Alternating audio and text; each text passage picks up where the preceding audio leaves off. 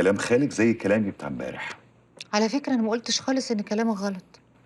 أنا بس إيه بس؟ أصل أنا شايفة إن أنتوا شايفين الموضوع من زاوية وأنا شايفاه من زاوية تانية خالص. وبصراحة بقى أنا مش مقتنعة خالص بالكلام اللي أنتوا بتقولوه.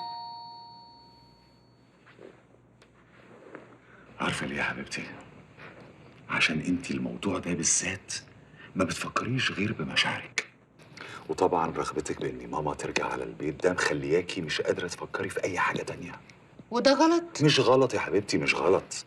بس انت كده عايزة ان كل الناس تشوف الموضوع زي ما انت شايفاه، وعايزاهم يعملوا اللي انت شايفاه المفروض يتعمل، وده مش هيحصل. طب استنى. خير يا دادا؟ أنا آسفة يا هانم، بس في واحدة واقفة على الباب بره بتقول إنها عايزة حضرتك. عايزاني أنا؟ أيوه. ما قالتلكيش اسمها إيه؟ لا ما قالتش، بس هي قالت إنها عايزة حضرتك. طيب عن إذنك يا طاهر. الله حبيبتي يلا. انتي ايه اللي جابك هنا؟ عايزة أتكلم معاكي. أنتِ الإنسانة الوحيدة اللي فكرت أجي أتكلم معاها بعد اللي حصل لي. عشان أنا عارفة إن أنتِ بتحكمي على الناس بإحساسِك مش بحاجة تانية. للأسف ساعات إحساسنا ما بيكونش صح. ساعات إحساسنا بيخدعنا، أو اللي إحنا بنحبهم بيبقى عندهم قدرة فظيعة على التمثيل، وبيقعدوا يوهمونا إن هم ملايكة ويوهمونا بالبراءة وهم في الحقيقة شيطان؟ هو ده اللي أنتِ عايزة تقوليه؟ أنت جاية عايزة إيه يا ولاد؟ جاية تقولي لي إيه؟ ما خلاص اللي حصل حصل، والحقيقة كانت باينة زي الشمس. وبصراحة أنا ما فيش في إيديا حاجة أعملها لك، وما أقدرش أقنع رامي بحاجة أنا نفسي مش مقتنعة بيها. والله العظيم مش أنا. الصور دي مش بتاعتي. كل اللي أنتِ فاكراه حقيقة ده مش حقيقة، كله متفبرك. أنتِ عارفاني كويس وعارفة إن أنا مش ممكن أعمل حاجة زي دي، ولا عمري هاخون رامي، ولا عمري هاعمل أي حاجة من كل الحاجات اللي أنتِ شفتيها دي. بس كل الموضوع إن أنا كنت ضحية لواحد ما عندوش أي ريحة الدم ولا الضمير ولا الأخلاق عشان يعمل كده. والله العظيم ما عملت حاجة أنا. أنت عمالة تقولي لي في كلام مفيش فيه دليل واحد، وأي حد عنده ذرة عقل واحدة مش ممكن هيصدق الكلام اللي أنت بتقوليه. الدليل إن أنتِ عارفاني كويس قوي وعارفة إن أنا مش رخيصة ومش ممكن أعمل حاجة زي دي، ولا عمري هخون رامي، ولا عمري هجرحه، ولا عمري هعمل فيه أي حاجة. ما أنا لسه قايلة لك دلوقتي إن ساعات اللي بنحبهم بيعرفوا إزاي يمثلوا علينا. واضح إن أنا كنت غلطانة لما فكرت أجي أتكلم معاكي. كنت فاكرة إن أنتِ هتصدقيني، مش هتعملي معايا زي كل الناس. عموما حصل خير. أنا آسفة. ولاء، أنا عايزاكي تنسي رامي خالص، لأنه مش ممكن هيرجع لك بعد اللي حصل. كفاية اللي هو حس بيه، وبعدين ما تحاوليش ترجعي حاجات مش ممكن هترجع تاني. ربنا يوفقك يا ماما مع حد تاني غير رامي. يلا.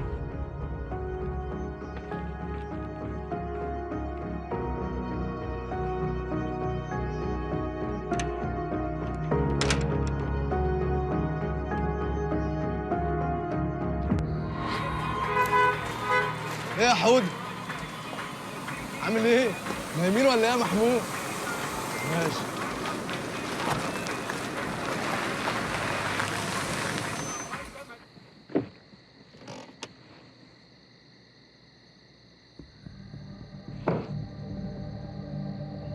انا قلت برضه انت بتعملي ايه هنا؟ بتعملي ايه هنا؟ ده عشان عايزة حد يعرفني كويس قوي، هيقابلني ويسمعني ويعرف الحقيقة. الحقيقة أنا مش عارف أنت إزاي عاملة كده. يعني أنت فاكرة إن أنت الوحيدة اللي بتفهمي؟ أنت الذكية الوحيدة على الكوكب ده، هتغفليني وتضحكي عليا أنا وأهلي كمان. انت عارف كويس قوي ان انا ما بضحكش عليك، وعارف ان انا ما خدعتكش اصلا. إيدك بس من عليا، أنا ما أعرفش حاجة غير إن أنت بني آدمة رخيصة. إيه كنت أنت مدوراها وأنا اللي مسرحك؟ كنت أنت في حضن الراجل وأنا اللي باجي أصوركوا؟ والله العظيم ما اعرف اي حاجه عن الصور دي وكلها متفبركه. والله العظيم يسخطك يا شيخ. أنا قلتها لك أكتر من مرة، وبقولها لك أهو لآخر مرة بينا يا ولاء. لا تقربي مني ولا من أي حد أعرفه، عشان أنا أكبر غلطة عملتها في حياتي إن أنا خليت أهلي يقابلوا واحدة زيك.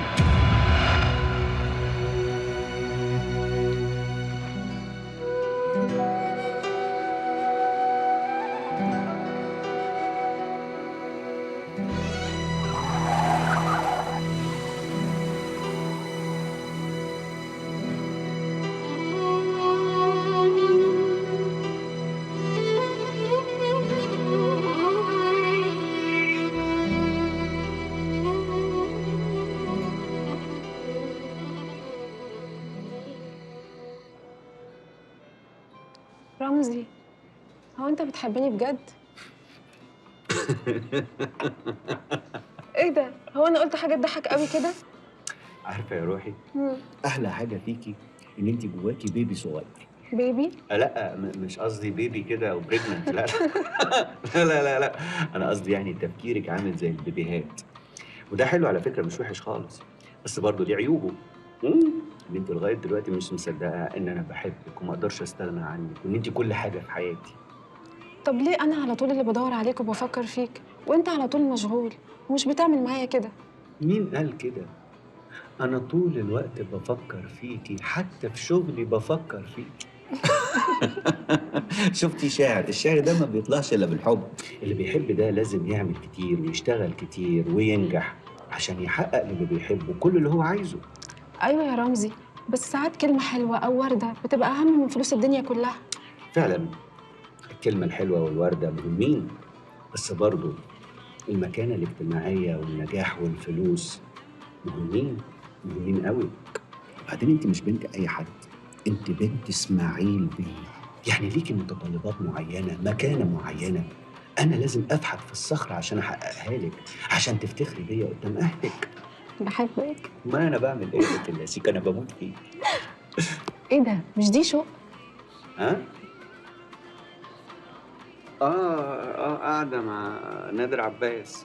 نادر سليم. ايوه نادر سليم بتاع الهدوم. مصمم ازياء. ايوه هو ده، صح صح، برافو عليكي، صح. انا سمعت ان هما بيحبوا بعض جدا وشكلهم هيتجوزوا قريب.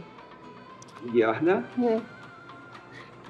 بصي يا روحي، انا المعلومه اللي عندي ان شو ما بتحبش في حياتها غير حاجتين، نفسها والفلوس. طب خلي بالك عشان جايه. ايه الصدف الحلوة دي؟ ازيك يا عبير يا حبيبتي؟ الحمد لله، انتي اخبارك ايه؟ تمام. ازيك يا رمزي؟ اهلا وسهلا. مختفي كده ليه؟ ابدا، تحت النظر وشويه مشاغل وكده. ما تيجوا تقعدوا معانا. لا مش هينفع عشان خاطر نادر عباس. سليم. نادر سليم يعني بيشفط الاكسجين وبعدين بيعمل التهاب في الجيوب الانفيه، ممكن نموت بالتسمم. رمزي. مش قصدي حاجه ولا بس ايه كل ده؟ احنا اسفين يا باشا. عموما يلا هسيبكم تكملوا قعدتكم بقى. انجوي. يو تو. ثانك يو. بون ابيتي. ميرسي.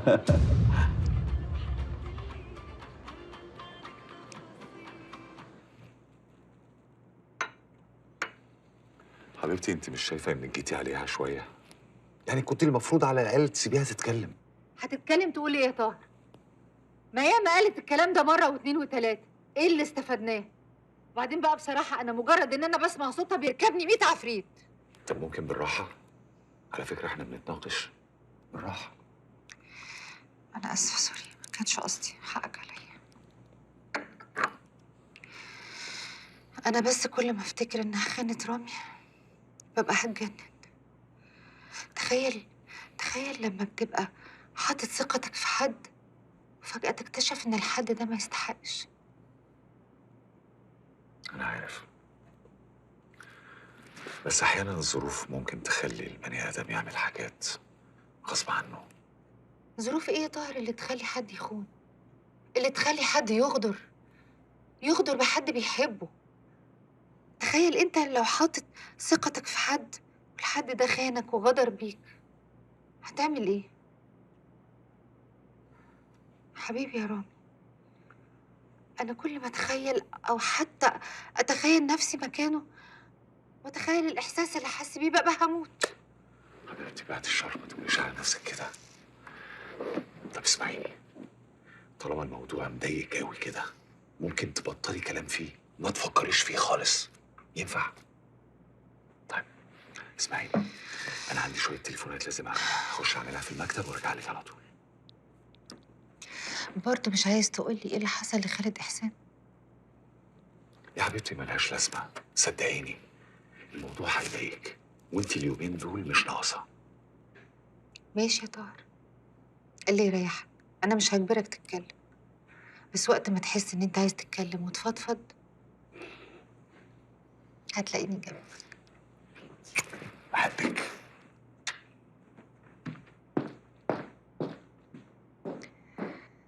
ربنا يخليك ليا يا طاهر.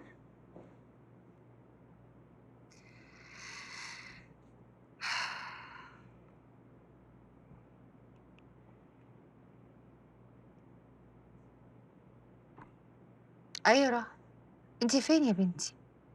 اخوكي فين؟ انا عماله اكلمه على التليفون ما بيردش. طيب خلاص اسمعيني، عايزاكي بكره تفضلي نفسك خالص، تيجي معايا عشان ناخد ماما من المستشفى. ايوه خارجه بكره ان شاء الله، ولازم تبقي معايا يا رهف. خلاص اوكي تمام، بس من فضلك اكدي على اخوكي. ما اعرفش توصلي له ازاي، المهم تاكدي عليه، وانا مش هنام الا لما اكد عليه. اوكي؟ تتاخريش عليا بكره. تصبحي على خير.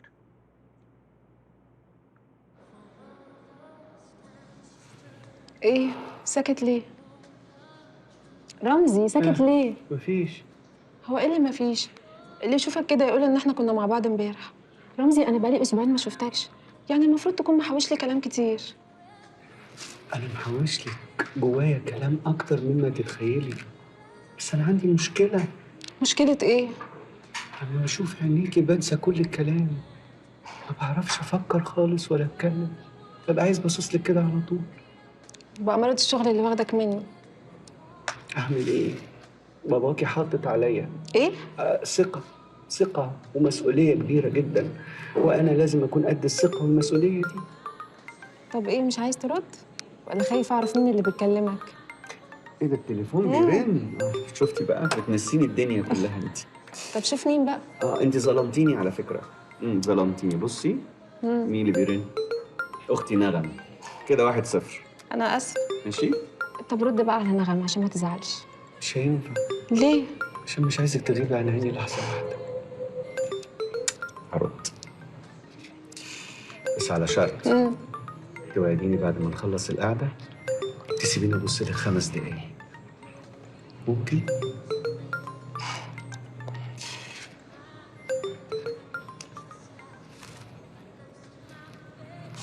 ألو؟ ايه يا رمزي انت فين؟ خضتني عليك. معلش يا نغم، أصل كنت قاعد مع عبير كده بنتكلم في موضوع مهم. خير يا حبيبتي؟ لا ده كده الموضوع طويل. طب بقول لك إيه، خليني أخلص القعدة مع عبير وبعدين أكلمك تشرحي لي الموضوع كويس. طيب يا سيدي سلم لي عليها، ما تنساش تكلمني ضروري. ها باي. سلام يا حبيبتي، مع السلامة. موت فيا نغم. خليني ورا الاستاذ رامي شوف اخرتها معايا.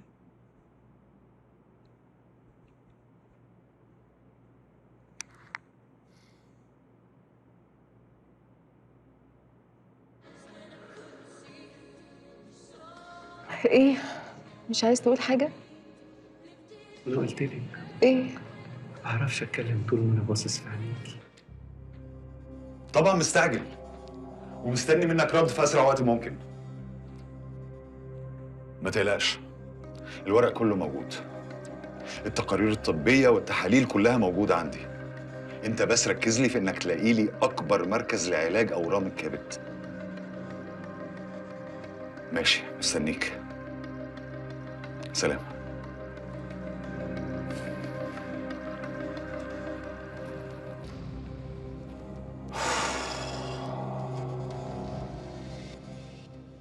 اتفضل يا طه. ده ايه ده؟ ده ترخيص مزاولة مهنة. انت خلاص بقيت رسمي خبير مسمن للتحف باعتراف الدولة. انت بتتكلمي بجد؟ ايه؟ انا مش قادر اصدق. ألف مبروك. الله يبارك فيكي، بس ازاي؟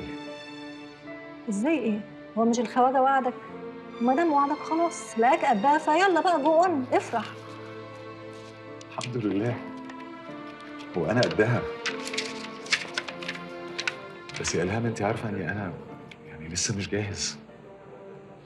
انا عارفة وهو كمان عارف، عشان كده يا سيدي خد المفاجأة دي كمان. ده ايه ده كمان؟ عقد الإيجار دوت للصالة بتاعتنا اللي في العجوزة لمدة 5 سنين. يعني انت من بكرة ممكن تدخل أي مزاد. ولعلمك في إعلان بكرة نازل مهم جدا.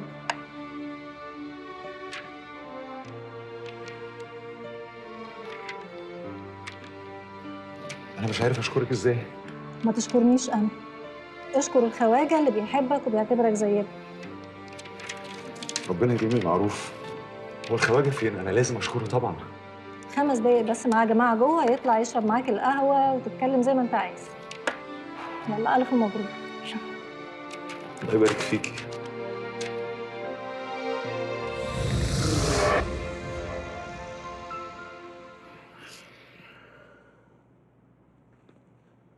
ليه يا خواجه؟ ليه بس؟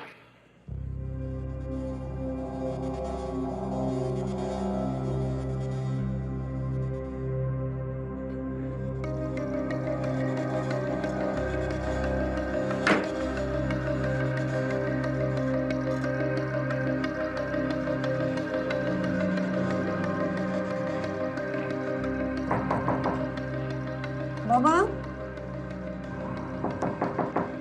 يلا يا بابا العشاء هيبرد.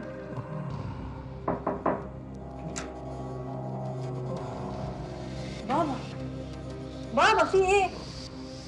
مالك يا بابا؟ بابا بابا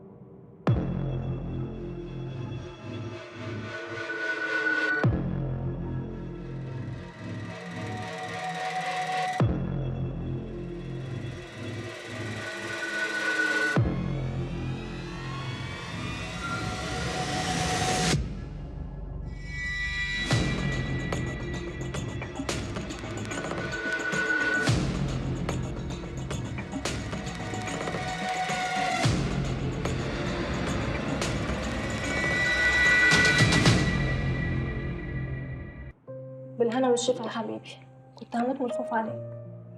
بعد الشكر عنك يا حبيبتي. بابا احنا لازم نسافر بره نعمل فحوصات. يا بنتي ما انا قلت لك عملت فحوصات هنا. قريب ما عندكش اي حاجه، كل الحكايه عاوز تظبط السكر والضغط. يعني انا كويس مفيش حاجه. لا يا بابا لا، انا مش مطمنه. الله يا بنتي ما انا كويس قدامك اهو. بابا يا حبيبي انا ماليش غيرك في الدنيا. اعيش بعدك يوم واحد ازاي ارجوك، عشان خاطري اسمع كلامي. يعني هي الفحوصات اللي انا هعملها دي هي اللي هتطول العمر؟ الهام انت لازم تأهلي نفسك. لا لا لا لا، مش عايزه اسمع، مش عايزه اسمع يا بابا. عشان خاطري، عشان خاطري خد بالك على نفسك.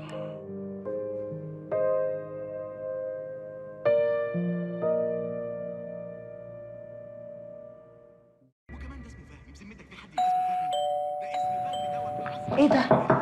مين اللي جاي لنا دلوقتي؟ جيب العوائق سليمه يا رب. مين؟ انت ايه اللي جايبك هنا؟ ايه؟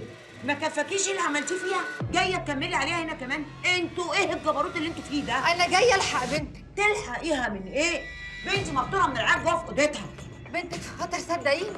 انت ولاء ولاء ولاء ولاء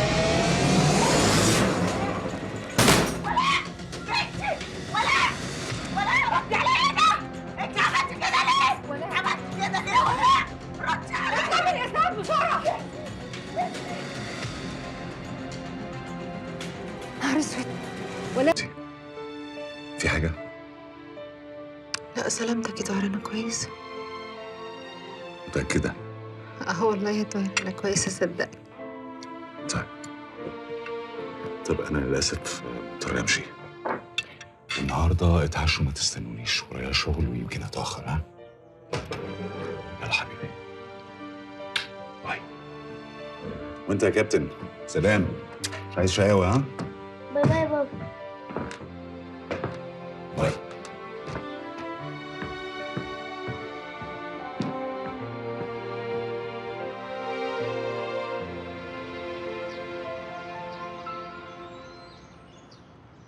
صباح الخير يا كرم. صباح الفل يا باشا. حبيبي ازي حضرتك؟ ثواني ارد على التليفون. الو، صباح الخير. طبعا لسه اليوم ما ابتداش عندك. لا وانت الصادق لسه ما خلصش. عندي صداع رهيب من امبارح، مش عارفه انام. الف سلامة عليكي. الله يسلمك. طب بصي بقى، انا محتاج اشوفك في موضوع كده يخص نغم، محتاج اقعد اتكلم معاكي فيه. يا ترى اقدر اشوفك النهارده؟ موضوع ايه ده يا طاهر؟ ما مش هينفع على التليفون. هبقى اقول لك بس اول ما نتقابل. يلا سلام.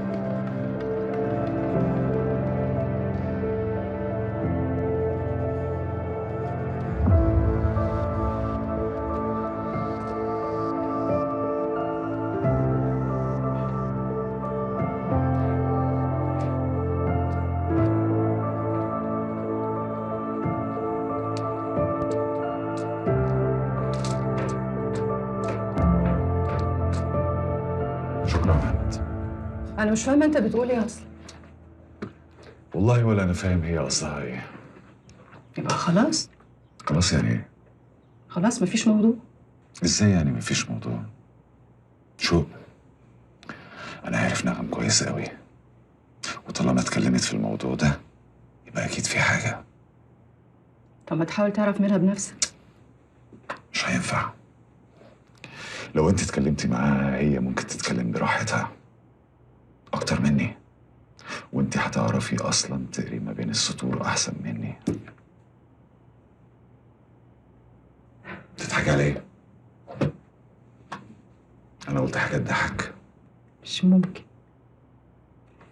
عندك طريقة رهيبة تقدر تقنع بيها اللي قدامك بكل سهولة باللي انت عايزه، مهما كان اللي انت عايزه ايه. طب اعمل ايه يا شو؟ ما هي دي شغلتي.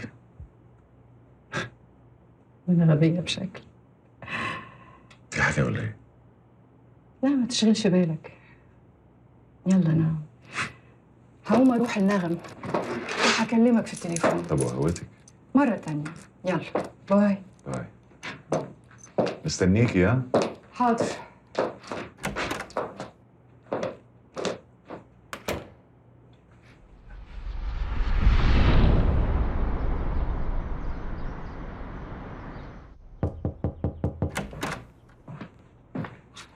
أوامر معاليك. اقعد يا رمزي.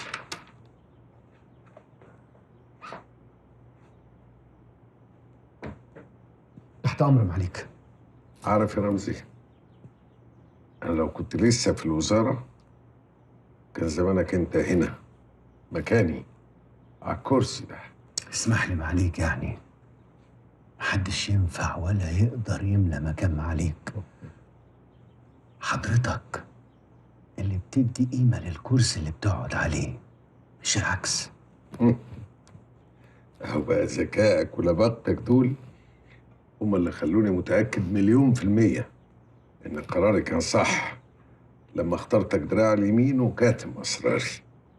يا رب أكون عند حسن ظن حضرتك دايما، ويا رب ما يخلفش الظن ده أبدا. بس رمزي الظروف اتغيرت والبلد اتحولت خالص. عشان كده أنا قررت إن اللي هياخد مكاني في الوزارة هو أنت يا رمزي. ليه ما عليك؟ أنا عملت حاجة ضايقت حضرتك؟ اسمح لي يعني، اسمح لي وأول مرة أنطقها بلساني. لا لا، أنا لا يمكن أسيب مكاني جنب حضرتك وأروح أي مكان تاني حتى لو هطول نجوم السما بإيديا. وجودك هناك أهم من وجودك هنا مليون مرة. لو بقيت هناك هنحقق مكاسب عمرك ما تتخيلها مهما كان خيالك واسع. أيوة بس يا فندم ما تستعجلش، فكر يا رمزي فكر. وبعدين الحكاية مش مستعجلة قوي يعني، احنا لسه بنمهد الأرض اللي هنتحرك عليها لحد ما تيجي الفرصة مناسبة. خلاص طالما ما عليك مستغني عن خدماتي جنبك، قدام أوامر حضرتك مفيش قدامي غير إن أنا أقول حاضر، حتى لو كنت هبقى تعبان من جوه يعني. أهو إخلاصك ووفائك ده لو بقى لي أنا بس رمزي هتلاقي نفسك في سابع سما في حتة تانية خالص. إنما بقى لو إخلاصك ده بقى لنفسك أو لأي حد غيري بأي شكل من الأشكال هتلاقي نفسك بدل ما كنت في سابع سما هتنزل سابع أرض. ساعتها رمزي مش هتقوم لك قومة.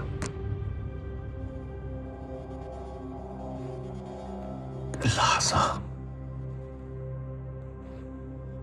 اللي هحس فيها إن حضرتك ممكن تشك فيا مش هيبقى قدامي غير حل واحد، إن أنا أضرب نفسي بالنار قدامك بنفس راضية. تأمريني بحاجة تانية يا هاني؟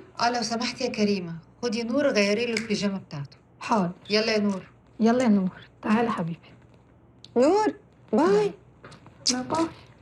يلا. ايه بقى؟ هو ايه اللي ايه بقى؟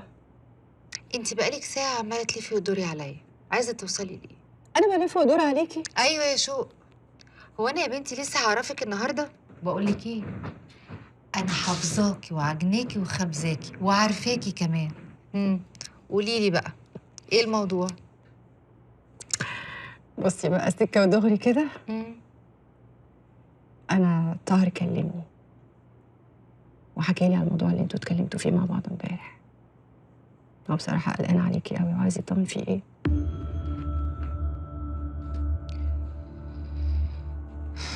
نعم. مالك فيه يا حبيبتي؟ احكي لي. انت عارفة اني اكتر حد بيحبك، فعشان خاطري لو في حاجة صارحيني احكي لي. أنا نفسي مش عارفة إيه اللي بيحصل لي يا شوق، مش عارفة. يعني ايه مش عارفة؟ ازاي يعني؟ أنا بيحصل لي حاجات غريبة قوي. حاجات غريبة ازاي يعني؟ ما هو أنا مش عارفة أوصفها لك إزاي. مش عارفة توصفيها ازاي يعني؟ ما تقعدي مع نفسك كده وتحاولي تعرفي وتعرفيني. نعم أرجوكي احكي لي لو في حاجة بجد.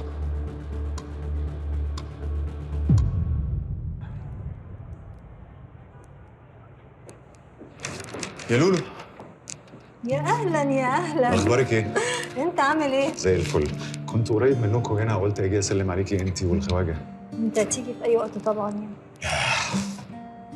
انت عارفه انا كل ما بخش المكان ده بحس بحاجات غريبه جدا، بيوحشني. طبعا ما انت مقضي هنا نص حياتك اكيد يعني. دي كانت احلى ايام. نعم عامله ايه؟ كويسه الحمد لله. قولي لي الخواجه جوه؟ موجود طبعا اذنك.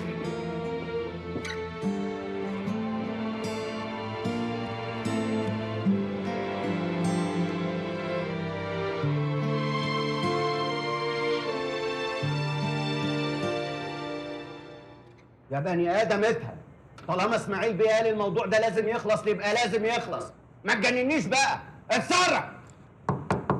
ادخل. سلام. ايه ده؟ يا دي النور يا دي النور، ايه الشمس اللي دخلت عليا ونورت حياتي دي؟ منوره الدنيا. اقعدي يا روحي، اقعدي اقعدي. ايه الجمال ده والحلاوه دي؟ ايوه ايوه. تاخدي حاجه حلوه؟ بس مفيش احلى منك. ايه المفاجاه الحلوه دي بقى؟ بجد مفاجأة حلوة؟ امال ده انا طاير من الفرح من ساعه ما شفتك. اصل انا كنت قريبة من هنا وقلت اجي اسلم عليك واقول لك ان عيد ميلاد جيجي النهارده ولازم تيجي معايا. لا لا لا لا لا لا لا، ما ينفعش ما ينفعش بجد. لا انا زعلان منك. في ايه يا رمزي؟ لا بجد زعلان منك. ليه يا رمزي؟ لا زعلان منك بجد. اصل ما ينفعش تقولي لي عيد ميلاد جيجي النهارده كده فجأة. كان لازم تقولي لي ان عيد ميلاد جيجي النهارده كده قبلها بكذا يوم عشان انزل انا وانتي نختار هديه حلوه لجيجي. انت عارفه جيجي غاليه عندي قد ايه؟ ما تقلقش يا روحي، انا اتصرفت. طيب عيد ميلاد جيجي امتى؟ الساعة 9. ايه؟ لا كده كتير. لا بجد كده كتير، كده كتير بجد. لا ما هو انا في ورطه كده، في ورطه كبيره كده، مش عارف اتصرف ازاي. اصل النهارده عندنا ميتنج شغل انا واسماعيل باشا مهم جدا مهم جدا مع رئيس اكبر شركه للادويه من السويد. جاي نعمل الميتنج النهارده. لا لا انا في ورطه كبيره جدا وجيجي غاليه عليا وانا مش لا يمكن ازعلك ولا اخليكي تروحي لوحدك. مشكله كده مشكله. هو في شغل الساعة 9 يا رمزي؟ امال يا روحي الله، ده ميتنج يعني ده من ايام الابيض واسود، عشاء عمل. ده اسماعيل بيه مشقينا وموقفنا على دماغنا كده من شهر عشان خاطر الميعاد ده النهارده الساعه 9. الساعه 9 اللي انت جايه النهارده بمنتهى البساطه جدا تقولي ان عيد ميلاد جيجي الساعه 9 برضه. ياه. طيب بص هقول لك، انت روحي تمام وخدي معاكي الهديه وما تنسيش تكتبي عليها الكارت عليه اسمي واسمك ماشي. وانا هخلص الميتنج ده بسرعه واجي لك على طول. انا بجد زهقت من الشغل ده، واخدك مني على طول. ابدا ابدا ولا حد يقدر ابدا في الدنيا ياخدني منك. الله، طب ازاي ياخدك مني وانت في قلبي؟ حد ياخد قلبي؟ طلع دقيقه واحده بس، سوري. منوره. ايوه. الو. ايوه اسماعيل باشا.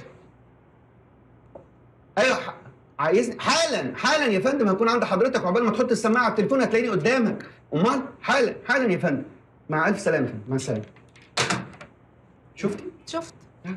بالصدفه اهو، لا بينا ولا علينا. بابا ما بيستغناش عني ابدا وتلاقيه عايز يكلمني في ترتيبات الميتنج بتاع الساعه 9 ده. يلا انا هروح لبابا بسرعه واجي لك على طول. ماشي؟ صحيح. انت ما شربتيش حاجه، تشربي ايه؟ مش عايزة. لا لازم تشربي. روحي اشربي. ممكن كوفي. لا كوفي ايه؟ كوفي على القمر ده يضره. اعمل لك ليمون وازود العسل شويه. ماشي؟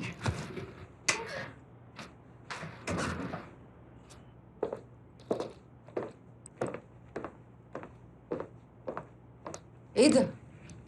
انت اكيد بتهزر. انت ليه ما لبستش لغايه دلوقتي؟ سلامة الشوف يا نجمة، شايفاني قاعد بلبوس ولا ايه؟ انا برضو اللي سلمت الشوف ولا انت اللي دماغك مش معاك اصلا؟ اصلا مش الكلمة دي كانت ترند ايام الباشا تلميذ والصباع ده 2002 ده. ايه الظرف ده؟ ظرف والله، كل المصطلحات دي انتهت. شوفي كلام من الجديد بتاع دلوقتي ده يا نغم. وبعدين معاك يا رامي. طب لخصي. طب يا نغم عايزه ايه؟ عشان انا مشغول والله. يا ابني هو انت بتنسى ان انا اختك الكبيره ولا ايه؟ ما تتكلم معايا عادل.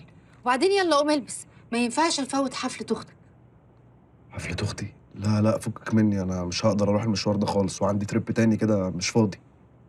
الكلام الغريب اللي انت بتقوله ده مش فاهمه منك اي حاجه. ما ينفعش ما نبقاش مع اختك في رساله الدكتوراه بتاعتها، لازم نبقى معاه. انا اللي مش فاهم. ايه عادي يعني؟ ايه اللي هيحصل لو ما روحتش؟ مش فاهم. هي دي بس اللي انت مش فاهمها؟ اولها حياتك انت شخصيا اللي انت عايشها باستسلام كده وباستهتار. انا مش فاهماها الحقيقه. انت هتفضل عايش بالطريقه دي لغايه امتى؟ نغم بالله عليك ما تفتحيش في قصص وتقرفيني في حياتي. انا مش قادر اتكلم في اي حاجه. اقرفك؟ طب يلا قوم البس عشان شوق مستنيانا تحت ومش هينفع نسيبها اكتر من كده. يعني انت جبتي شوق وخليتيها تحت عشان تزنقيني؟ اروح معاكوا غصب عني. ماشي حاضر يا نغم. ايه العيل السخيف ده؟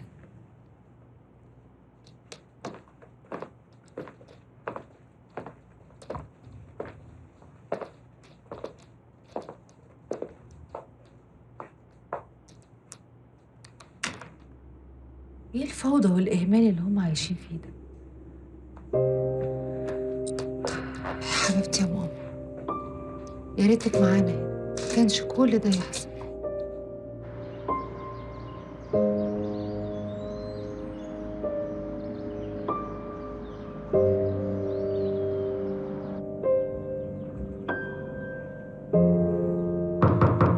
ادخل. اهلا اهلا اهلا بحبايبي. ازيك يا ست نوال؟ يا صباح الفل، ان شاء الله تسلمي. ازيك يا ملوكه يا حبيبتي؟ الحمد لله يا طنط. طنط؟ ايه طنط دي؟ مش احنا اتفقنا تقولي لي يا تيتا؟ حاضر يا تيتا. الله، احلى تيتا، احلى تيتا، سمعتها وداني. اقعدي يا حبيبتي، اقعدي يا قلبي. ازيك يا ست نوال، عامله ايه؟ انا بخير الحمد لله. تعرفي انا النهارده كنت لسه بفكر فيكي انت وملوكه. بجد خير؟ بقول ايه ده، راحوا فين دول؟ ده بقالهم يومين ما شفتهمش ولا جم ولا اطمنوا عليا. حقك عليا، معلش. انا بس كان عندي شويه تعب هو اللي بعدني عنك، انت عارفه ما بعدنيش عنك غير شديد القوي والله. الف سلام عليك يا حبيبتي. الله يسلمك. فعلا يا رحاب، انت الوحيده اللي طمر فيك العيش والملح. ايه ده بقى؟ ازاي الكلام ده؟ ده احنا كلنا بنحبك، وخصوصا بقى قبل نغم، دي روحها فيكي. ما تجيبيش سيرتها، انا مش عايزه اسمع حاجه عنها ولا عن اي حد تاني، دول مش ولادي صدقيني. المهم سيبك منهم، قولي لي انت عامله ايه واخبارك ايه؟ والله يا ابله نوال انا بحب احكي معاكي قوي.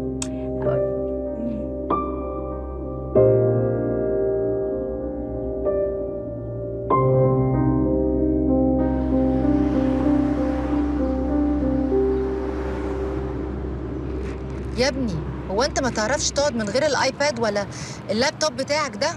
انت عارفه ان الحاجات دي بقت ادمان، وادمانها اخطر من المخدرات. فتحي اللي انت بتحرقه. انت بتبرطم بتقول ايه؟ لا بكح بس. بتكح؟ ماشي يا سيدي، كح براحتك. المهم طمني بقى، انت واختك عاملين ايه في حياتكم؟ مفيش اي جديد يعني، هي زي ما هي وانا زي ما انا. طمني بقى يا نغم، ما بقيناش صغيرين زي زمان، خلاص كبرنا، مش مستاهله كل التوتر والقلق الاوفر اللي انت عايشه فيه ده يعني. ماشي يا عم الكبير، ماشي. المهم طمني، اخر مره رحت شفت ماما امتى؟ ماما؟ مين ماما؟ نعم، انت بتستعبط ولا ايه؟ من زمان قوي ما رحتش. عمرك شفتي برود اكتر من كده؟ اصل هتفرق في ايه يعني؟ انا مش فاهم لما نروح نزور ماما ولا ما نزورهاش. ماما خلاص يا نغم، بح. بعد الشر، اوعى تقول كده. وبعدين ما تنساش ان انت دلوقتي بتتكلم على مامتك. خلاص هدي يا نغم، على فكره احنا عايزين نروح نشوفها، والله وحشتني قوي طنط. مش اكتر مني. مش متخيله لما برجع من عندها ببقى تعبانه قد ايه. عارفه. ايه ده؟ بقول لك ايه يا بنت انت وهي؟ بنت انت وهي؟ ايه يا ابني، انت اتجننت ولا انت بتنسى نفسك ولا ايه؟ معلش سوري، المفاجأة بس الحماس كلني. يا اصل ايه الخبر ده؟ مش مصدق. ايه خبر ايه اللي خبط كده ولا اللي يفرحك؟ افهم بس. صاحبتكم تقريبا طلعت اشهر من محمد صلاح. صاحبتنا مين؟ سلسبيل. مالها سلسبيل؟ اسمها في قائمة أهم 20 شخصية علمية في العالم السنة دي. واو. بسم الله ما شاء الله. ما شاء الله. والله سلسبيل دي بنت حلال، انا بقالي يومين قلقانه عليها ومش عارفه ليه. قلقانه؟ يا حبيبتي دي بيقول لك واحده من اهم 20 شخصيه في العالم، ده احنا اللي بيتقلق علينا مش هي والله. والله. ربنا يستر. قربنا نوصل.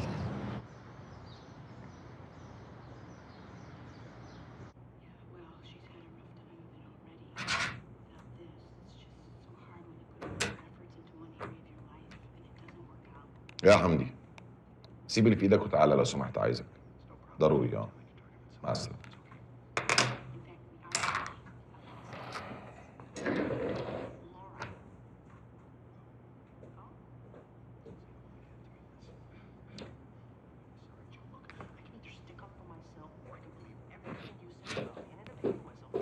ايه يوسف في ايه؟ دي مقالة الرأي اللي هتنزل عندنا على الموقع بتاعنا وكمان الطبعة الأسبوعية. ايه ده؟ إيه في إيه مالك يا حمدي؟ انت بتلمح على مين في الكلام ده؟ والله اللي على راسه بطحة حاسس عليها. الموضوع مش محتاج ذكاء، واضح قوي انت بتلمح على مين. يوسف يا صاحبي انت ايه؟ ما بتتعبش؟ لا يا حمدي ما بتعبش، في الحق انا ما بتعبش وانت عارف كده كويس، وبعدين مش عايز رغي كتير. خليهم يدسكوا الموضوع عشان نبقى جاهزين. اتفضل يا بيه. حاضر يا ريس، بس لينا كلام بعدين.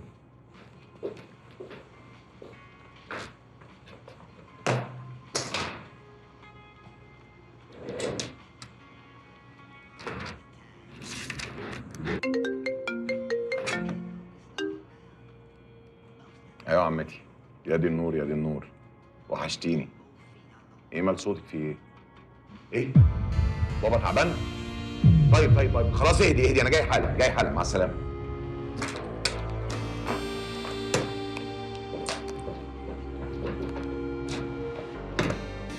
ألف مبروك يا حبيبة قلبي، وأخيرا بقيتي دكتورة، خلاص رسمي كده. الله يبارك فيك يا روح قلبي. ايه يا ابني ابو الهول، مفيش مبروك لاختك؟ هي كده خلاص المفروض نجحت يعني؟ مبروك. الله يبارك فيك. انت عايشه مع الثلاجه ده ازاي؟ ده فريزر وحياتك. ربنا يكون في عونك يا بنتي. فات وحشه. نعم عايزة كده.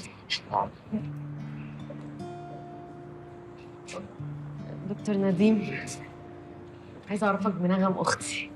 اتشرفت جدا بمعرفة حضرتك يا فندم، وبعدين على فكرة كنت حاضر الحفلة بتاعت امبارح، كانت حفلة هايلة جدا بصراحة. ميرسي قوي على المجامله اللطيفه دي يا دكتور. لا دي مش مجاملة خالص على فكرة، دي الحقيقة. وبعدين الظاهر كده إن الحس الفني في العيلة كلها، يعني رهف فنانة شاطرة جدا. هو فعلا بابا الله يرحمه كان فنان تشكيلي وكان بيألف روايات كمان. ربنا يرحمه.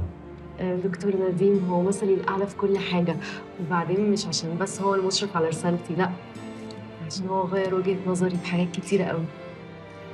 وبعدين هو صاحب أكبر مكتب ديكور في البلد، يعني لو عايزة تغيري حاجة في فيلتك أو كده هو ممكن يساعدك. أكيد إن شاء الله. أكيد. وبعدين المكتب ده اللي أنت إن شاء الله هتشرفيه بكرة وتبقي إضافة كبيرة ليه إن شاء الله. ايه ده، هو انت مش كنتي قلتي ان انت هتكملي في التدريس وان انت مش هتشتغلي في المكتب؟ ما انا لسه قايله لك يا نغم بيغير وجهه نظري في حاجات كتيره قوي. وبعدين ما تقلقيش خالص يا فندم، الشغل العملي هيساعدها كتير جدا ان هي يبقى عندها خبره كبيره وتضيف لها سكيلز كتير هي محتاجاها الفتره دي. تمام طبعا، اللي تشوف حضرتك واللي هي عايزاه، اي حاجه هي بتحبها انا موافقه عليها. المهم بقى تبيضي وشنا قدام الدكتور وتبقي عند حسن ظن. انا اتشرفت جدا بمعرفه حضرتك. الشرف لينا يا دكتور، ومش هوصيك على رأي. اكيد طبعا، هي عارفه غلاوتها عندي قد ايه. فرصه سعيده جدا. انا اسفه. نتقابل وقت تاني ان شاء الله. مبروك يا قطه. الله يبارك فيك يا نغم. يلا يا محبوبه يلا. قصة الحب دي هتخلص امتى؟ يلا. مبسوطة حبيبتي؟ قوي